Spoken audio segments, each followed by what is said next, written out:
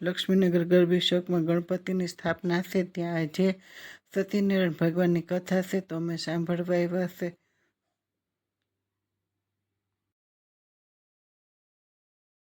તું હશે ને ત્યાં કલયુગે વચન આપ્યું છે કે ઘરમાં હું નહીં જાઉં. તો વિચાર કરો કે ભગવાનનું નામ એટલું સામર્થ્ય છે એમાં કે પાણાની ઉપર શ્રીરામ લખી અને વાંદરાઓએ દરિયામાં ફેંક્યા ને તો એ પાણા તર્યા. તો આપણે ભગવાનનું નામ હવાર હાંજ લઈ તો હું ભક્તિ ના આવે એવું છે, પણ નહીં. રવિવારે તો ચોપાટી જવું જ છે.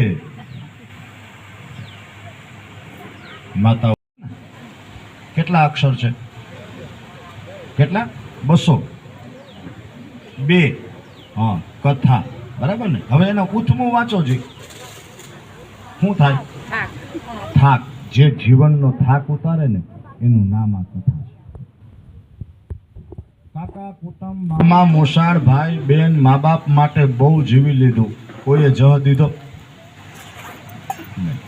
અમારા ગુરુદેવ કહે છે કેના છોરું કેના વાછરું કેના માને બાપ, અંતે જાવું એકલું સાથે પુણ્ય અને પાપ.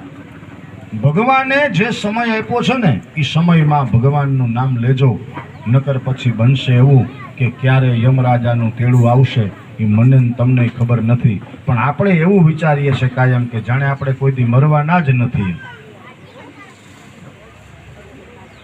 હતું એ બધું જોયું એટલે વિચાર આવ્યો કે હવે મારે પૃથ્વીમાં રહેવું નથી. એ જ ક્ષણે ભગવાનના ધામમાં નારદજી ગયા.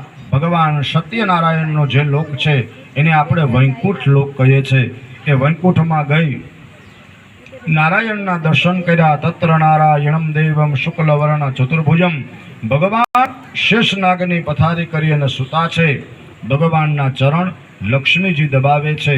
આવા પ્રભુના દર્શન કરી 4 હાથ ભગવાનને રહેલા છે.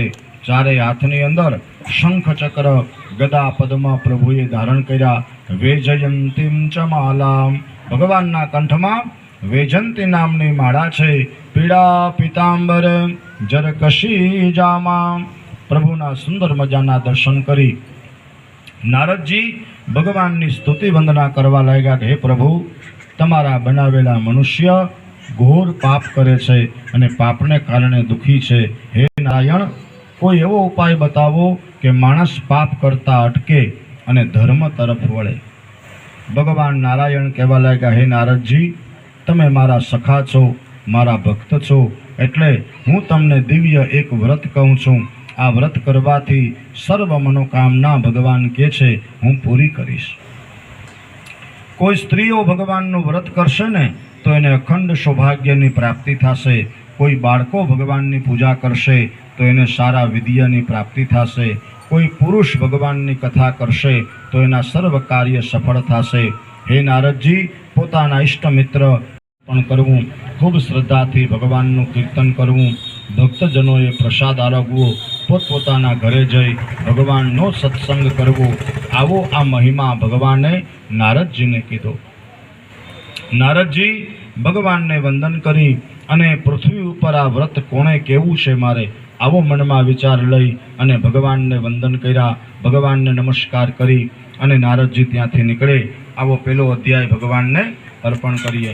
રેવાખંડે સત્યનારાયણ રાજામ પ્રથમોધ્યાય સત્યનારાયણ ભગવાન કી. નમો ધર્મ પ્રબોધાય નમસ્તે કર્મ સાક્ષિણે નમઃ પ્રત્યક્ષ દેવાય સત્યનારાયણાય તે નમઃ. બીજા અધ્યાયમાં ભગવાન નારદજીને જ્યારે આ વ્રતનો મહિમા સંભળાવ્યો એટલે નારદજી ભગવાનનું સંકીર્તન કરવાની અંદર લીન બન્યા.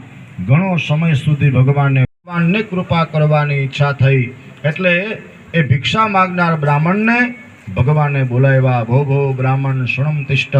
હે ભૂદેવ, ઉભા રહો.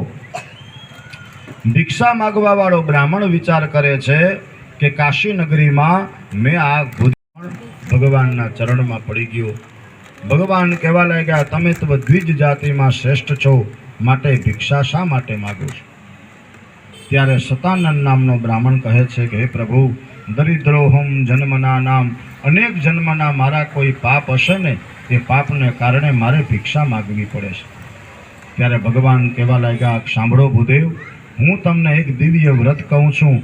આ વ્રત તમે કરશો ને એટલે તમારી બધી મનોકામના પરિપૂર્ણ થશે. ભગવાનના રૂપ બદલી અને જે ભગવાન આવ્યા હતા ને એ બ્રાહ્મણને ખબર નથી કે આ ભગવાન છે. ગોર બાપાને વંદન કરી કથાના વિધિ વિધાન જાણી ભિક્ષા માગવાનું ટાળી પોતાના ઘરે આવ્યો. પોતાની પત્નીને વાત કરી કે હે પ્રિયે, આપણે ભગવાનની કથા કરવી છે. એમના પત્ની કહે છે, પતિદેવ, ભગવાનની કથા કરવામાં તો ઘણી સામગ્રી જોઈએ. તમે જ્યારે ભિક્ષા માગીને આવશો ને એ પછી તો હું રસોઈ બનાવું છું અને પછી આપણા બાળક ન કરી શકીએ. શ્રદ્ધાથી કરેલી પ્રાર્થના છે ને એ ઈશ્વર સાંભળે છે. એ દિવસે બન્યું એવું કે રાત્રિના સમયે ગુરાણી તો સૂઈ ગયા, પણ આ ગોર બાપાને આજે નિંદર નથી આવતી. પૂજા પાઠ કરી એ બ્રાહ્મણે હાથમાં જલ લીધું, બ્રહ્મ પ્રતિજ્ઞા કરી કે આજે હે ઈશ્વર, હું તમને સાક્ષી રાખીને કહું છું કે આ છેલ્લી વાર હું ભિક્ષા માગવા જાઉં છું. હવે હું ભિક્ષા નહીં માગું. ભગવાનનું નામ લઈ એ જલને નીચે મૂકી વંદન કરી અને ભિક્ષા માગવા માટે એ દિવસે ભગવાનની કૃપા એની માથે થવાની હતી. રોજ એક રાજાના મહેલ પાસેથી આ બ્રાહ્મણ ભિક્ષા માગતો. એ દિવસે પણ એ રાજાના મહેલ પાસેથી નીકળો એટલે રાજાના સૈનિકોએ આ સતાનંદ નામના બ્રાહ્મણને બોલાવ્યા. હે મહારાજ, ઊભા રહો. બ્રાહ્મણ મનમાં વિચાર કરે છે કે હું રોજ આ મહેલની પાસેથી નીકળું છું, કોઈ દિવસ સૈનિકો મને બોલાવતા નથી. આજે બોલાવ્યો ને તો કાંઈક મારાથી ગુનો થઈ ગયો હશે. ડરવા લાગ્યા એટલે સૈનિકોએ આવીને કીધું, મહારાજ, આપ ડરોમાં, અમારા મહારાજાને કાંઈક કામ છે ને આપનું, એટલે રાજમહેલમાં પધારો. બ્રાહ્મણ રાજમહેલમાં આવ્યા. રાજા અને રાણી બે ઊભા થઈ બ્રાહ્મણના પગ ધોયા, પૂજન અર્ચન કર્યું અને રાજા કહેવા લાગ્યા, હે ભૂદેવ, મારા ઘણા વર્ષો પહેલા એક સંકલ્પ જો આ ભગવાન કરી શક્યો. કારણ કે બ્રાહ્મણે હજી માનતા જ લીધી હતી કે આ છેલ્લી વાર માગવા જાઉં છું, હવે માગીશ નહીં. અને રાજાની વર્ષો જૂની માનતા હતી ને એ ઈશ્વરે આ બ્રાહ્મણનો ભેટો કરાવી દીધો. 100 સોનામર સોનું એટલે કેટલું થાય મને કોઈ કહેશો આમાંથી? તમે કથા તો બહુ સાંભળી ને માતાઓ બહેનો, કયો જી હાલો. હવે 100 કિલો કોઈને સોનું દાનમાં મળે એ પછી એ હાથમાં રહીએ, અને એ પાછો બ્રાહ્મણનો દીકરો. એટલે રાજાને કીધું, સંકલ્પ હું કરાવું છું રાજન, મારે આ દાનની આવશ્યકતા નથી. એક કામ કરો, મારો પરિવાર બહુ ગરીબ છે, એને આપો. કારણ કે મારા પ્રભુ માટે જો મેં જ વચન લીધું અને મારા ભગવાને મારી પળમાં ભૂખ ભવની ભાંગી નાખી. એ રાજાએ દાન ઘરે મોકલાવ્યું. એ દાનથી મોટો મહેલ બનાવવામાં આવ્યો, પણ એ મહેલની અંદર આ સતાનંદ નામનો બ્રાહ્મણ કોઈ દી રહ્યો નથી. એક ઝૂંપડું વાળી અને પોતાનું જીવન એમાં જીવે છે. ભગવાનમય જીવન એની ખપાવી દીધું. જ્યારે 11 આવે, પાંચમ આવે, પૂનમ આવે ત્યારે ભગવાનની એક કથા કરતો. એ બ્રાહ્મણની ચારે બાજુ સારી નામના ફેલાવા લાગી. એ પવિત્ર ભૂદેવ પૂજનીય બન્યા. ભગવાનની કૃપાને કારણે, ભગવાનની દયાને કારણે ચારેય બાજુએ ભૂદેવને બધા સજ્જન લોકો માનવા લાગ્યા.